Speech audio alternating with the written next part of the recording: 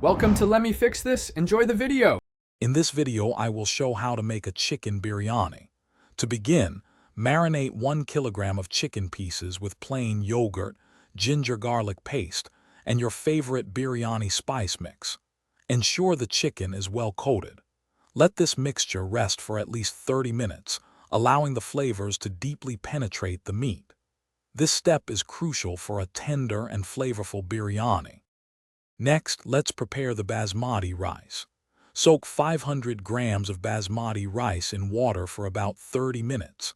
Then, boil it with some whole spices like bay leaves and green cardamom until it's about 70% cooked. It should still have a slight bite. Carefully drain the rice, ensuring no excess water remains.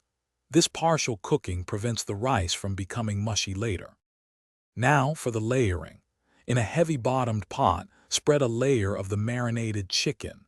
Top this with a layer of the partially cooked rice. Sprinkle some crispy fried onions and fresh mint leaves over the rice. Repeat these layers until all the chicken and rice are used. Drizzle about 2 tablespoons of ghee over the top for richness. Finally, it's time for the dum cooking. Seal the pot tightly with a lid, perhaps using dough to create an airtight seal. Cook the biryani on very low heat for 20 to 25 minutes. This allows the flavors to meld beautifully and the chicken to cook through. Once done, gently fluff the biryani with a fork before serving it hot with raita. Enjoy your delicious, easy chicken biryani. Thanks for watching. If you found this helpful, don't forget to like and subscribe.